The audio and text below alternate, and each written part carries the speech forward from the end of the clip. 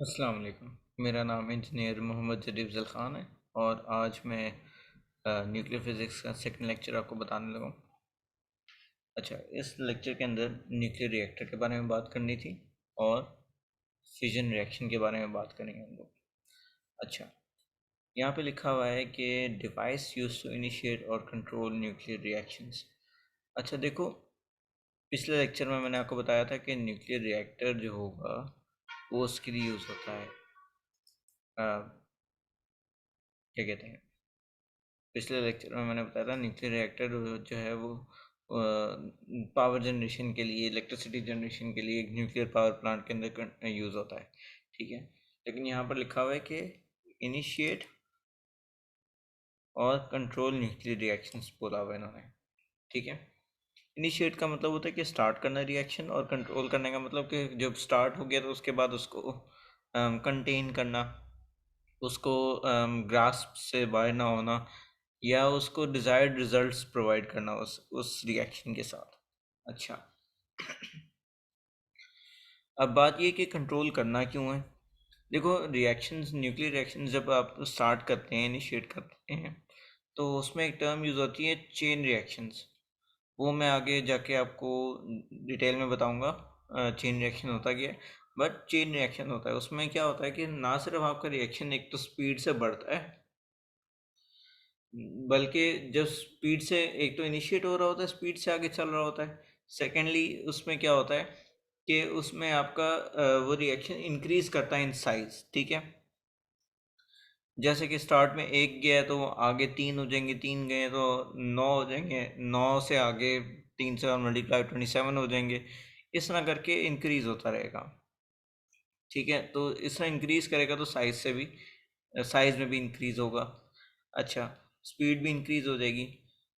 तो अगर ये आउट ऑफ कंट्रोल हो जाए तो बहुत ज़्यादा नुकसान हो सकता है, एक वास्ट स्केल पे नुकसान हो सकता है। ठीक है, हम ये बात नहीं करें कि वास्ट स्केल हो गया कि एक बंदा मर गया, नहीं। वास्ट स्केल का मतलब है एक पूरी सिटी में आप तबाही मचा सकते हो न्यूक्लियर रिएक्शन के आउट ऑफ कंट्रोल होने से। ठीक है, तो इन्हें कंट्रोल करना सबसे ज़्यादा ज़रूरी है। ठीक है, अच्छा, इनिशिएट क्यों करवाना पड़ता है। देखो, काफ़ी रिएक्शंस हैं जो कि जिनको क्या कहते हैं, इनिशिएट नहीं करना पड़ता। ठीक है, खुद ब खुद हो जाते हैं। जैसे कि सांस लेने का प्रोसेस जो होता है वो फोटोसिंथेसिस एक रिएक्शन है जिसको हमें इनिशिएट नहीं करवाना पड़ता, खुद ब खुद हो जाता है, थ्रू नेचुरल फिनोमेना हो जाता है। ठीक है, अच्छा, अब न्यूक्लियर रिएक्शंस को क्या मुसीबत हुई है, उन्हें क्या पड़ा है। देखो, न्यूक्लियर रिएक्शंस को स्टार्ट करने के लिए मसला ये है कि उनकी एक्टिवेशन एनर्जी एक होती है, वो चाहिए होती है। ठीक है, उनमें एक स्टेट ऐसी देनी होती है कि जिससे वो आगे पहुंच के रिएक्ट करवाएं चीज़ को। फॉर एग्जांपल मैं आपको बताता हूँ, हमने पिछले लेक्चर में हमने देखा था कि अल्फ़ा अल्फ़ा डीके होता है, बीटा डीके होता है और गामा रेडिएशंस होती हैं। अच्छा, अल्फ़ा और बीटा डीके के बारे में डिटेल में मैं आपको यहाँ से समझाता हूँ। होता क्या है कि अल्फ़ा अल्फ़ा डीके जो होता है उसमें क्या निकलता है, आपका न्यूक्लियस निकलता है, न्यूक्लियस जो होता है वो जाता है पूरा। ठीक है, तो न्यूक्लियस को निकालने के लिए आपको जाहिर सी बात है एनर्जी चाहिए होगी। न्यूक्लियस सबसे स्टेबल पार्ट होता है किसी भी एलिमेंट का। ठीक है, तो वही न्यूक्लियस निकालने के लिए आपको उसे एनर्जी देनी होती है। जो स्टेबल चीज़ होती है उसको ज़्यादा एनर्जी प्रोवाइड करनी पड़ती है ताकि वो रिएक्ट करे। ठीक है, तो इसी इसी प्रोसेस को लेते हुए हम लोग इनिशिएट करवाना हमारे लिए ज़रूरी होता है कि हम उसे एनर्जी प्रोवाइड करते हैं। एनर्जी आप किसी भी फॉर्म में दे सकते हो, वो हीट की एनर्जी हो सकती है, ठीक है, कोई भी तरह से हो सकता है। आप उसे पुश दे सकते हो, आप उसे साउंड एनर्जी दे सकते हो, आप उसे क्या कहते हैं, वेव एनर्जी दे सकते हो, कुछ भी दे सकते हो। तो इनिशिएट करवाना पड़ता है इसको थोड़ा सा। ठीक है, अच्छा, ये तो मैंने आपको बता दिया कि इनिशिएट और कंट्रोल क्यों करना पड़ता है। सेकंड, हम लोग बात करने लगे हैं कि इसके कंपोनेंट्स क्या क्या होते हैं। कंपोनेंट्स इसके क्या हैं, एक तो फ्यूल रॉड्स हैं, ठीक है, मॉडरेटर है, कंट्रोल रॉड्स हैं और कूलेंट है। अच्छा, एक और पार्ट है जो मैंने इसमें मिस किया हुआ है, वो है हमारा कंक्रीट शील्ड है। वो not exactly part of the reactor है, बल्कि एक सेफ्टी का क्या कहेंगे हमारे लिए सिस्टम है। कंक्रीट शील्ड इसको कहते हैं। अच्छा, देखो, गैमा रेडिएशंस एक्चुअली इतनी इतनी स्ट्रॉन्ग पावरफुल होती हैं कि उनको रोकना मुश्किल होता है। वो सिर्फ लेड की बहुत थिक लेयर से रुकता है, ठीक है। और क्या कहते हैं, कंक्रीट से भी रुक सकता है। गैमा रेडिएशन पास नहीं करेगी इसको, इसके थ्रू नहीं जाएगी, ठीक है। ख़ास थिकनेस होती है जिसके बाद से गैमा रेडिएशन उसे पास नहीं कर सकती, उसके अंदर एब्जॉर्ब हो जाएगी, ठीक है। तो इसलिए हम लोग कंक्रीट की शील्ड यूज़ करते हैं। सबसे पहली बात तो ये हो गई, कंक्रीट की शील्ड किस लिए है? सिर्फ हमारी सेफ्टी के लिए। ये तो हमने साइड पे कर दिया। अच्छा, सबसे पहली बात कि fuel core uranium 235, U-235 uranium का सिंबल होता है U, और 235 इसका मैथ नंबर होता है। ये सबसे कॉमन और सबसे अबंडेंट मैथ नंबर होता है यूरेनियम का, तो इसलिए हम लोग यूरेनियम 235 यूज़ करते हैं एज अ फ्यूल, ठीक है। फ्यूल रॉड्स इसलिए क्योंकि फ्यूल की रॉड्स बनाई जाती हैं, इससे यूरेनियम 235 की रॉड्स बनाई जाती हैं, ठीक है। अच्छा, फिर इसमें एक पार्ट होता है मॉडरेटर। मॉडरेटर का और कूलेंट का तकरीबन एक ही चीज़ होती है। जो जो चीज़ यूज़ हो रही होती है वो एक ही होती है तकरीबन, ठीक है। इनका काम जो होता है मैं अब आपको बताता हूँ। कूलेंट का काम होता है फ्यूल की कोर को ठंडा करना। ये जो फ्यूल कोर हमने शुरू में पढ़ी है ना, इसको ठंडा करना। यानी कि देखो, इंजन होता है, उसका रेडिएटर होता है, ठीक है। इंजन काम करता है तो गर्म होता है, ओवर हीट हो जाएगा तो रुक जाएगा, ठीक है। उस ओवर हीटिंग की वजह से ये हमारा न्यूक्लियर रिएक्टर एक क्या फ्यूल कोर हमारा इंजन हो गया। इस फ्यूल कोर को अगर हम लोग गर्म कर देंगे, ओवर हीट कर देंगे, तो ये क्या होगा, ये काम करना छोड़ देगी, ख़राब हो जाएगी, ठीक है। या फिर ये तो हमने बता दी ना कि मशीन मशीन वाइज क्या होगा। अगर फ्यूल रॉड ज़्यादा गर्म हो जाएगी ना, तो जो मैंने आपको बोला है कि हमारी कंट्रोल वो ख़राब हो जाएगा, ठीक है। कंट्रोल हमारा आउट हो जाएगा। अच्छा, तो इसलिए हमें कूलेंट की भी एक ज़रूरत होती है ताकि हम उसको कूल करते रहें। रेडिएटर का काम करता है ये कूलेंट। अच्छा, मैं आपको मीडियम बताऊंगा कि क्या क्या चीज़ें यूज़ हो सकती हैं। मॉडरेटर क्या करता है? मॉडरेटर जो होता है वो एक्चुअली आपका जो फ्यूल रॉड्स हैं उनको कंट्रोल करता है, ठीक है। एक सेकेंड। ये स्लो डाउन करता है रिएक्शन को, ठीक है। अगर बहुत ज़्यादा तेज़ चलने लग गया है, एक लिमिट होती है ना, एक लिमिट के बाद वहाँ पे ये स्लो डाउन करेगा आपकी रिएक्शन को। क्यों? क्यों? वही बात, कंट्रोल करना है हमें, ठीक है ना। तो उसी कंट्रोल के लिए मॉडरेटर का यूज़ करते हैं, ठीक है। फिर आगे कंट्रोल रॉड्स होती हैं। कंट्रोल रॉड्स जो हैं वो रेट ऑफ रिएक्शन को देखती हैं कि आपका रिएक्शन कितना तेज़ चल रहा है, ठीक है। जहाँ पर ज़्यादा तेज़ हो जाएगा वहाँ पे कंट्रोल रॉड सामने आती है और उस यूरेनियम 235 के न्यूक्लियस के साथ टकराती है, और यूरेनियम 235 के कुछ एलिमेंट्स रुक जाते हैं जिसकी वजह से वो इनएक्टिव हो जाते हैं फॉर टाइम भी। उन्हें फिर इनिशिएट करवाना पड़ेगा, ठीक है। कुछ कुछ उसके एलिमेंट्स इनएक्टिव होते हैं, सारा नहीं, कुछ।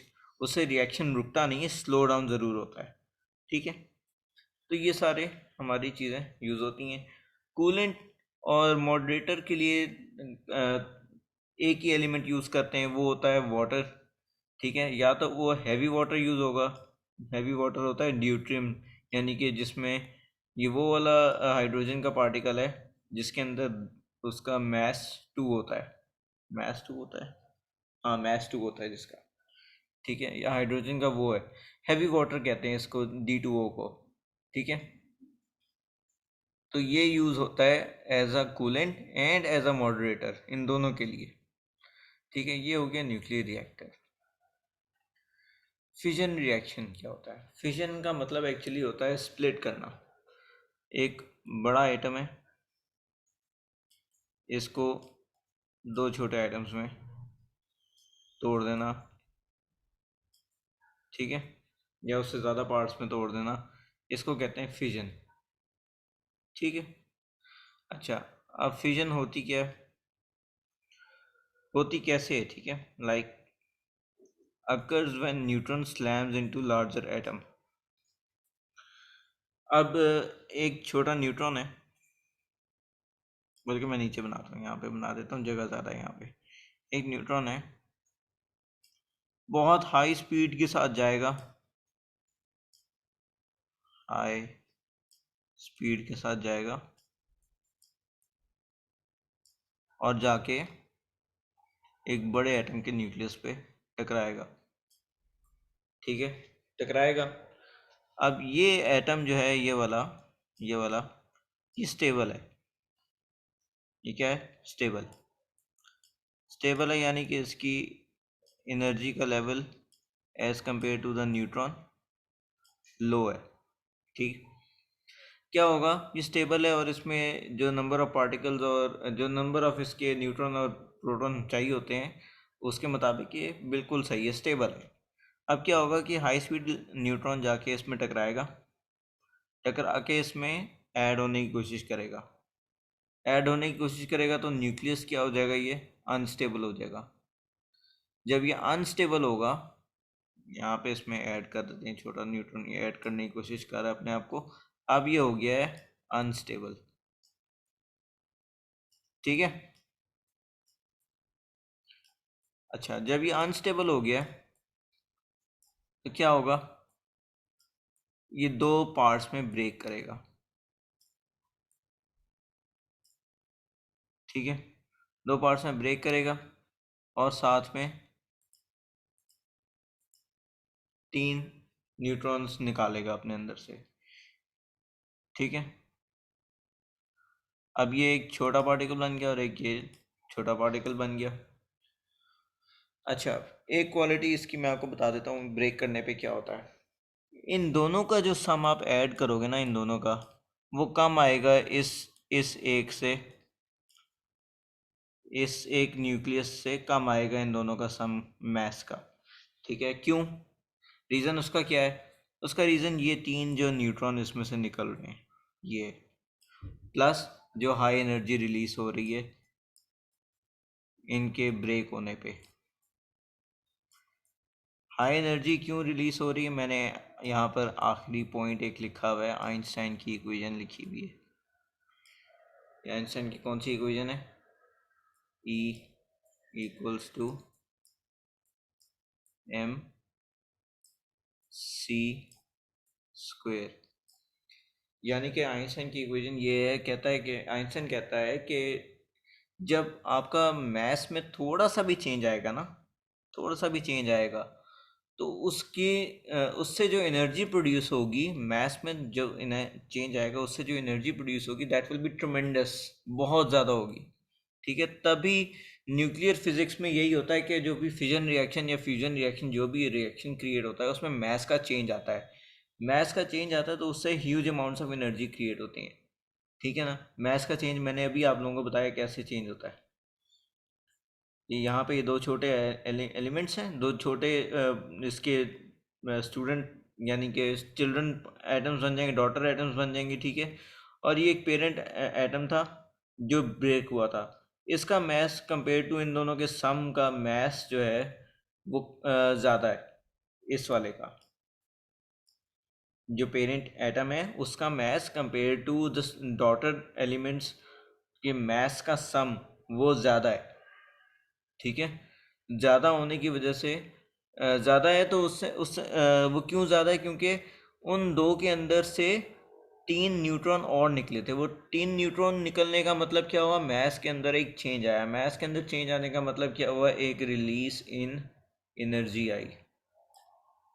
ठीक है, तो ये रिलीज इन एनर्जी जो है ये आपको, जो हमारे धमाके होते हैं ये इस वजह से होते हैं। ठीक है, जो भी न्यूक्लियर फ्यूजन से हमारे एनर्जी प्रोड्यूस होती है वो इस वजह से होती है कि मैस में चेंज आता है। अच्छा अच्छा,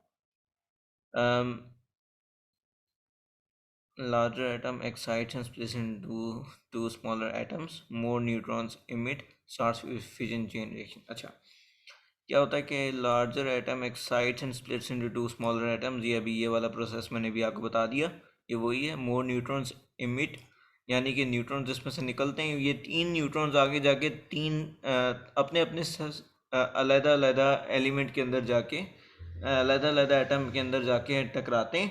उन उन एलिमेंट्स में से तीन तीन करके, यानी कि 3 × 3 करके, और उसमें से और निकलते हैं। जैसे कि अभी तीन इस वाले से निकले, एक फिजन से तीन आपके निकले हैं ना न्यूट्रॉन, तो ये एक जाके तीन और निकालेगा, एक दो तीन, ये वाला जाके तीन और निकालेगा, एक दो और तीन, और ये तीसरा वाला भी तीन और निकालेगा, यानी कि एक से तीन और एक से तीन और एक से तीन और, यानी कि ये टोटल हो गए 9।